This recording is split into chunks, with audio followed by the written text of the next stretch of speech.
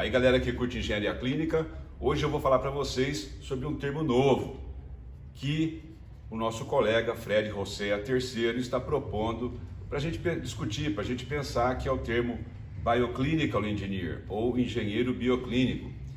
A gente estava discutindo num grupo internacional essa questão de engenharia clínica e engenharia biomédica. Engenharia biomédica fora do Brasil, ele está na boca do povo esse termo, né? O povo já conhece isso e não conhece tanto como engenharia clínica, o engenheiro clínico, né? Aquele cara preparado para trabalhar no ambiente clínico, né? Para trabalhar com outros profissionais da saúde e contribuir com os hospitais. Então essa discussão ela é variada dependendo de país para país, depende da base que cada país requer para esse tipo de profissional, então é uma discussão bastante interessante e produtiva. A gente tem que aprender com as discussões, não adianta a gente entrar numa posição e ficar fechado naquela posição, porque como diz o Dr. Fernando Salles, que cada ponto de vista é visto a partir de um ponto. Então isso é muito interessante, a gente olhar o ponto de vista do outro e entender como melhor a profissão pode avançar. Então o Dr. Fred Hosea III, ele é PhD em desenvolvimento social. Ele trabalhou 19 anos na Kaiser Permanente, que é uma organização gigantesca nos Estados Unidos, tem centenas de hospitais, então ele tem uma experiência muito consistente nessa área de engenharia. E ele também é professor convidado na área de ciências biológicas e engenharia na Universidade de Achay, que é uma cidade no Chile, no Equador, que é conhecida como Cidade do Conhecimento.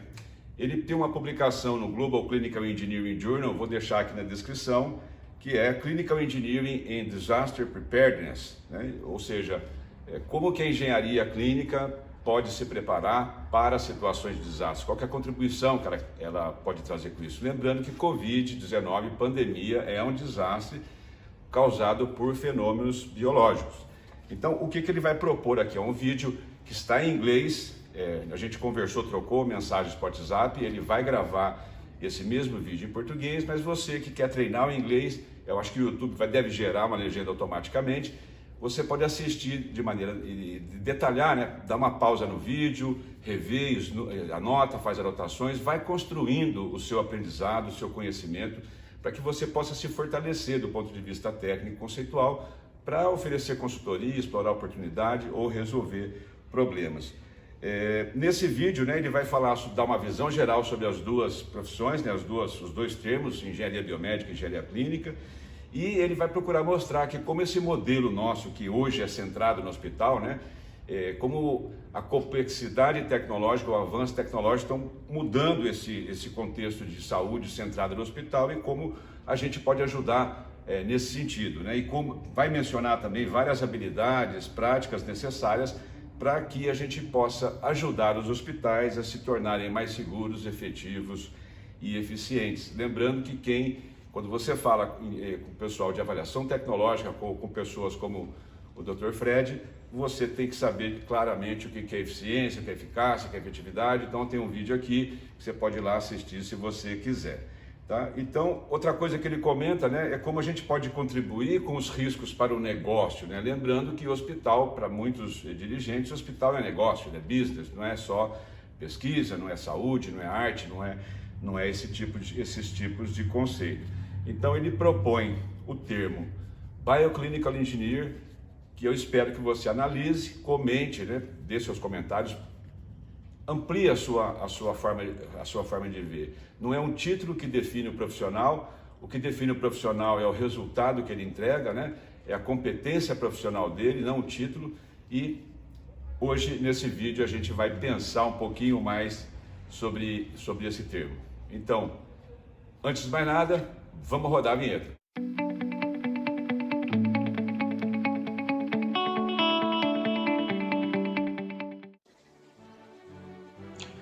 Welcome to everybody. Today I'm going to give an overview of the biomedical and clinical engineering professions to provide some wider context for you to understand the great complexities involved so that hopefully you'll be able to navigate and even transform that complexity and find out what kind of career you want to invent for yourself, for your country, and for the world. For those of you who are already in the field, this presentation will also hopefully give you some new ideas about where you may want to go next to add new dimensions to your professional life. Please pause the video at any point in the presentation where you want to stop and read and reflect on the text details and the conceptual models being presented. Biomedical and clinical engineering professions are in the middle of very complex and rapid changes in technology, research, and organization. For today's presentation, I'll be using the possibly controversial term of bioclinical engineers, or BCEs, to refer to both professions as I attempt to explain the various differences and similarities that sometimes create confusion. Some countries have very advanced jobs for BCEs, while other countries may not have any BCE positions established for hospitals or planning in ministries of health at all. For this reason, I believe it's very important for us to understand the wide panoramas of interactive expertise and practice that are possible for BCEs, so that appropriate influence can be exercised in advising your hospitals and Ministry of Health planners about budgets, technology, strategy, and ministerial planning. 20th century medicine was very centered on doctors and hospitals, but changes in the past 40 years have created a dramatically different and more complex model of healthcare. BCEs are at the center of the changes, designing new devices and procedures, integrating devices with the IT network, and creating new service models to make sure everything is properly maintained to deliver clinical excellence and quickly repaired when something goes wrong. The range of technological, informatic, and operational expertise that is needed is more complex than ever before. So BCEs will not only need very thorough preparations through their bodies of knowledge and practice, but will also need to be comfortable with a professional lifestyle of continuous learning and professional activism in order to keep up with the relentless changes coming from industry and academic research and innovations. Also, much more healthcare will be focused on decentralized monitoring, early detection, and preventive care, which means that the traditional hospital model will no longer be the center that it used to be. In the right-hand column, we see some of the skill sets that are needed to make modern healthcare safe, effective, and efficient. In many hospitals, these responsibilities and skills are fragmented or may not even exist. Biomedical and clinical engineers are desperately needed to help connect these organizational intelligence functions across the life cycle of devices and systems and across the geographical spectrum of services as well. Here we see the 9 basic categories of control and complexity that describe how well a hospital system manages its resources to control the complexities that affect patients. If the control resources are low, the clinical risks are high. If too many resources are spent on high-cost controls, the hospital will likely have excess capacity, waste, and cost. BCEs can help hospitals understand and manage these complexities so that the middle path of clinical excellence in blue can be engineered to match the controls with the evolving system complexities. Here we see the growing continuum of care that involves new locations of care, new care professionals such as physician assistants, nurse practitioners, social workers, home care providers, etc., and new technology that supports decentralized monitoring, advice, diagnosis, and care management. The more we can use technology to educate patients and conduct early monitoring of their conditions, the sooner we can use preventive home-based therapies instead of hospitalization and surgeries. Electronic medical records will make it possible to coordinate care among different providers and reduce medical errors and costly duplication of lab tests, x-rays, etc. BCEs will have an important role to play in designing and evaluating new technologies, installing them, educating end users on how to use them, and integrating mobile health devices and data into the IT systems. In the hospital environment, the data management infrastructure is also much more complicated than ever before. Personalized precision care means that monitoring, surgical, and life support devices of the future will be linked to sophisticated artificial intelligence systems that can provide instant analysis and treatment recommendations based on the patient's specific genetic, genomic, epigenetic, and metabolomic profile, including family history, lifestyle, and legal factors to guide the clinicians in their treatment. All the elements of these systems need to be coherently planned and maintained to ensure that they all work together effectively and that failure in any part of the complex system does not put patients in danger. BCEs will be the experts who work not only with the devices, but with all the informatic process and performance feedback loops that make the systems safe and intelligent.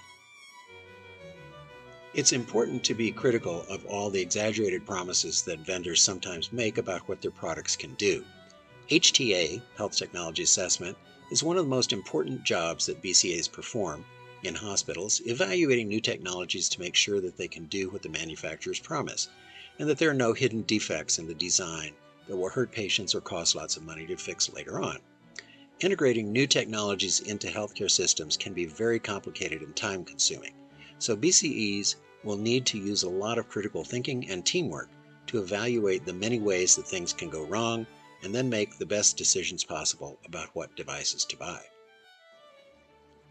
The World Health Organization is actively involved in developing informational and training materials to help ministries of health worldwide understand the urgent need for BCEs in healthcare systems, and the Clinical Engineering Division of IFMBE is a major partner in this process of global advancement.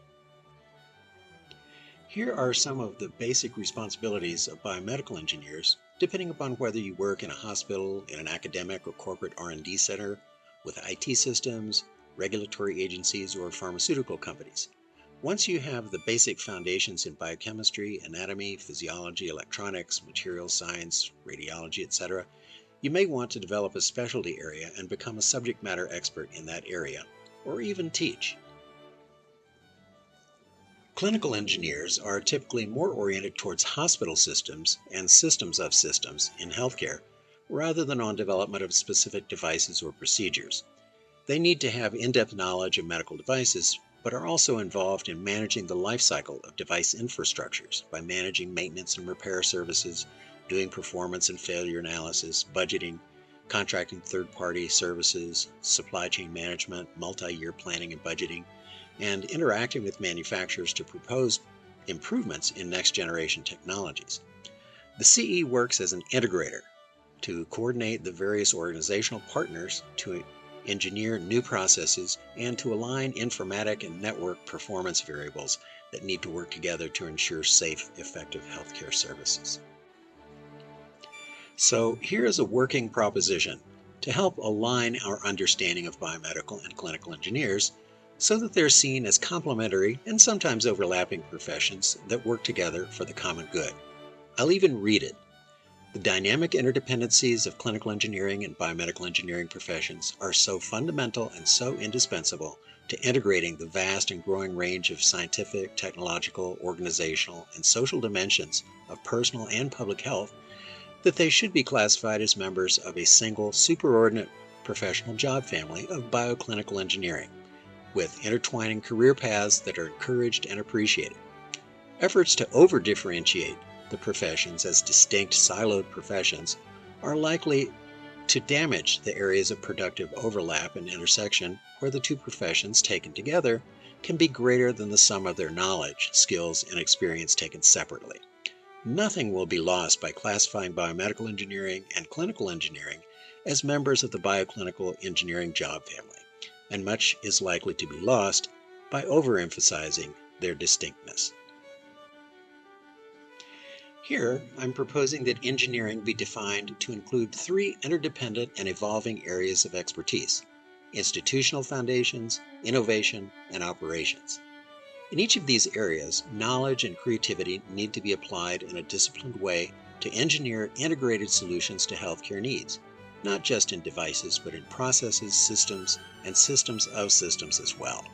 In this model, the BCEs may be the most comprehensively educated people sitting at the table to help evaluate new technical possibilities, to develop cost control models, and make sure that all the necessary organizational services and processes are in place to make sure everything works together well.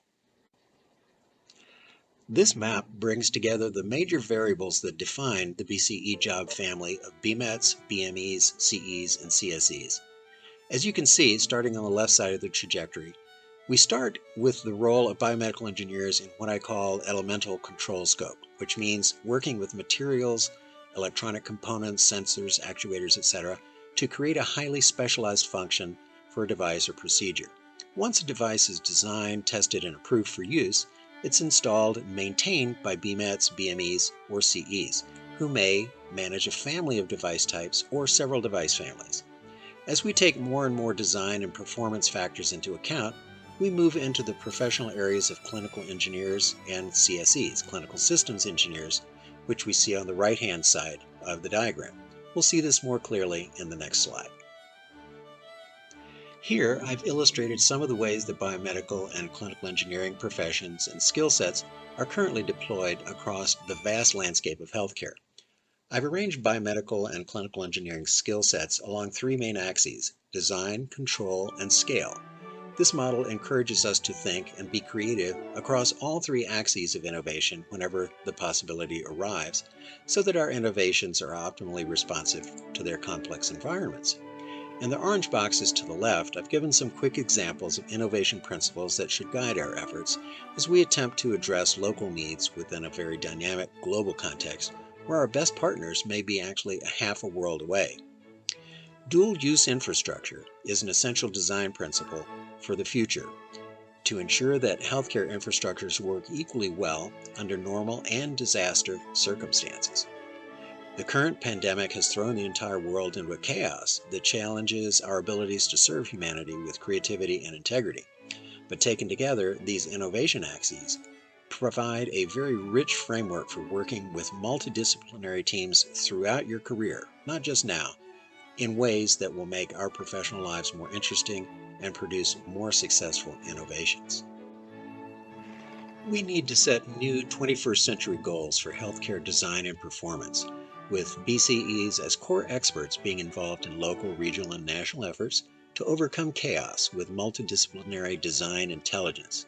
We need people who understand systems and who can manage changing interdependencies over time.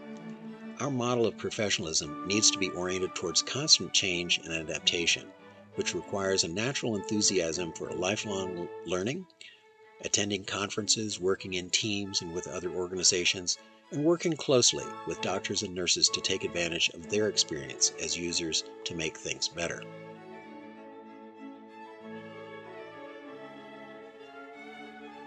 Typically, medical innovations take place in separate sectors, disciplines, and professions.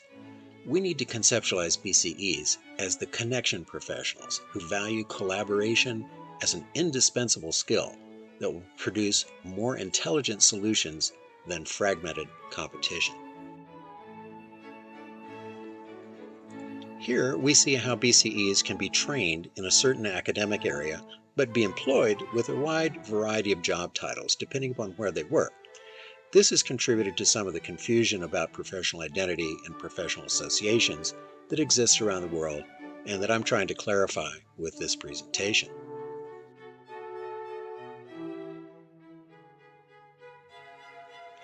Here we see that in the three engineering domains of institutional foundations, innovation, and operations, you can end up working in 9 different sectors at one time or another, depending upon your experience, interests, training, and skills. The sectors are national and international policy and strategy, institutional governance, education and professionalization, basic sciences, applied sciences and R&D, clinical trials, health strategy and business models, clinical services, business processes and continuous quality improvement, and service management and operations. Beyond these sectors, there are also different aspects of your professional life that have different scales of maturity. So here we see that different degrees, certifications, responsibilities, and talents that you may want to develop over time to create a portfolio of skills that is both broad and deep. Here we see how each maturity factor can evolve over time from basic to advanced levels. This not only strengthens your ability to improve local health services, but it lays the foundation for you to work outside your place of employment to build health systems, standards, and capabilities at regional, national, and international scale. Here we see that you can begin in one sector and move to another, depending on your interests and continuing education. This professional mobility across domains and sectors is another reason to place positive value on the ways that biomedical and clinical engineering career paths can intersect, interact, and strengthen the evolution of both professions and of global healthcare capabilities at the same time.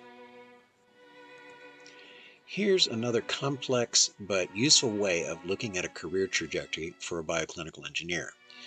You start at number one, getting training in a certain body of knowledge in the university. And from there, you go to work at a hospital, a clinic, a research program, manufacturer, government agency, where you get exposed to their body of practice, how things get done. There, your knowledge and skills can grow through intermediate and to advanced levels, at which point you may do some research on best practices or maybe work with a manufacturer to develop a prototype for a new device. This is where you start using your innovation skills at number four, developing new products or perhaps participating in a clinical trial. Your innovation can provide feedback into the body of knowledge or the body of practice through publications, patents, standards, clinical guidelines, or training modules. You might also get involved in a regional or national level in regulation, licensing, legislation, certification standards, or service models. Finally, you might become involved in studying this entire picture of activities at stage 6 and developing research or proposals about how all these pieces could fit together better, more intelligently through international partnerships and plans. As you mature in your career, you may get involved in regional activities because some kinds of problems require a regional approach and regional resources, such as the deployment of expensive equipment, or preparing for disaster management, or creating a purchasing cooperative to increase your power to reduce costs. So you'll need to be familiar with the many basic business functions in healthcare that affect how well your biomedical and clinical ideas can be implemented. You may want to structure your clinical engineering hospital team to have people who become subject matter experts in each of these 5 areas: finance, human resources, clinical services, infrastructure, and organizations and operations. One critical success factor for BCEs is understanding the service life cycle. More and more healthcare activities are being organized as services, and the ITIL service model provides an absolutely indispensable tool for thinking systematically about the processes that affect a bioengineering department and are affected by it. ITIL helps manage multiple process changes over time, and all innovators need to be cognizant of the dynamic interdependencies that exist between an innovation's life cycle and the organizational processes in which they're embedded. Innovators must be aware of the essential nature of the service life cycle and how any biomedical or clinical component will fit compatibly and supportively into its processes. If you're not trained yet and certified in the basic ITIL model, now's the time to do it and promote ITIL within your organization.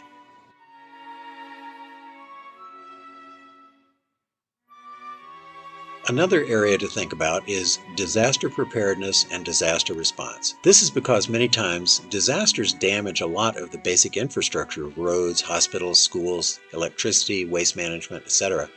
that healthcare depends on, and BCEs will need to understand how to create and manage emergency health services away from the normal hospital environment. BCEs could become experts in the use of the Common Operating Picture software pictured above, and become integral members of the emergency operations centers that come into action when a disaster strikes. This particular software enables the disaster management team to keep track of hundreds of activities and conditions: police cars, ambulances, fires, fire trucks, floods, landslides, collapsed freeways, etc., in a regional disaster, and to plan for alternate sites of care. Every Ministry of Health should have clinical engineers as permanent members in their disaster preparedness leadership team. Here we have another promising tool for BCEs, a Global Health Innovation Registry, with an illustrative group of users who will be involved in helping to design successful innovations. We can start by recruiting partner organizations from among the World Health Organization's 800+ collaborating centers, as well as engaging other interested collaborators in the world of clinical and biomedical engineering, private sector R&D, academic centers, relevant government agencies, and international health institutions. Innovators will register their innovations using the registry template and attach all relevant documentation and references. All profile data will be processed using semantic web technologies to enable highly detailed and precise searches that highlight direct and indirect relationships across all data domains related to innovation in real time. Based on the registered innovations, as well as other web-based data resources, other innovators will be able to do searches and queries to find information that strengthens their innovation and enables them to form collaborating teams with complementary expertise who will bring a full system lifecycle perspective to the innovation process. The end result will be innovations that are based on system lifecycle design intelligence.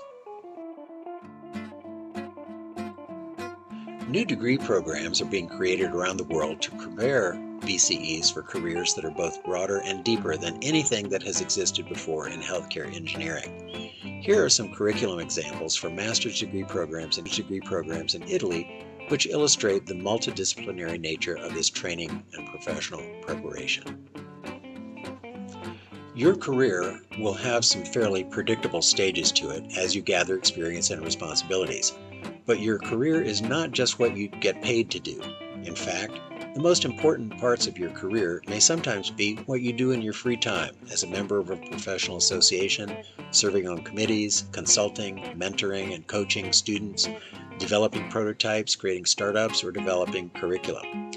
These external activities are not only important for the society you live in, they're important for you as well, so that when you retire from paid employment, you can still have lots of other areas of professional activity to keep you meaningfully engaged in the field. So here are a few concluding suggestions about bioclinical engineering for your career path. Things to keep in mind as you help define the emerging field of bioclinical engineering. First of all, get comfortable with complexity and systems thinking. Get training in ITIL. Service management is a critical success factor. Get familiar with the United Nations Sustainable Development Goals and apply them to your healthcare plans. Establish close working relationships with your Ministry of Health. Establish a health system sciences program in your universities. Develop R&D programs at universities that link academic departments to training hospitals and corporate innovators. Organize regional technology plans and purchasing cooperatives. Clearly, biomedical and clinical engineering reputations and relevance are growing globally. So in closing, let us be bold. If we fail, let it be a spectacle of noble effort, not a failure of inaction. Many organizational resources exist outside of your workplace to help you continue to learn and grow in your professional life through networking, job finding, consulting, conferences, publications, standard setting, influencing government policies and programs. These references and appendices give a lot of additional detail to the many different domains where biomedical and clinical engineering knowledge and expertise can be cultivated and coordinated. They may give you ideas on how you can provide significant guidance and expertise, regardless of the different job titles you may find in the workplace. We grow together by striving for global health and healing.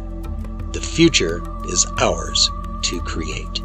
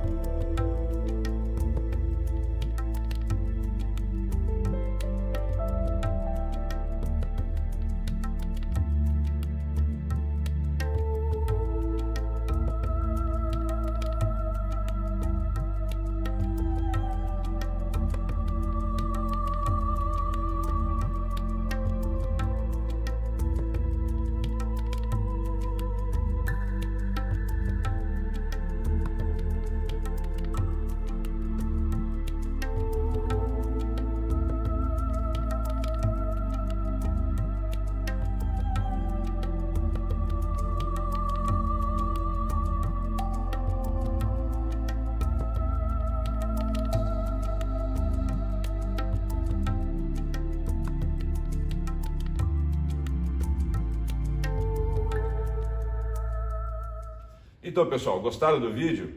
Tiveram algumas dúvidas? O Dr. Fred está no LinkedIn, você pode acessar ele facilmente, mandar uma mensagem para ele, se você quiser entender mais, trocar ideia, ampliar a sua visão sobre esse tema. E se você gostou desse vídeo, compartilha, envia para um colega, envia para um chefe, para um profissional da saúde, porque tudo isso ajuda muito a aumentar a relevância do nosso tema Engenharia Clínica nas redes sociais. E quanto mais pessoas souberem das nossas possibilidades, das nossas capacidades, isso vai acabar fortalecendo a nossa profissão, tá? Lembrando que os profissionais da engenharia clínica não são só os engenheiros que fazem engenharia clínica, mas nós temos os artífices também, alguns hospitais são os artífices que acabam fazendo essas atividades, temos os técnicos, os engenheiros, os tecnólogos de sistemas biomédicos, engenheiros biomédicos, toda essa família de profissionais que gostam de atuar na área de saúde, que entendem a importância do seu papel na área de saúde, tudo isso vai ajudar a gente jogar mais luz nesses profissionais como nós. Então é isso aí, e no mais, aquele muito obrigado pelo seu tempo. Valeu!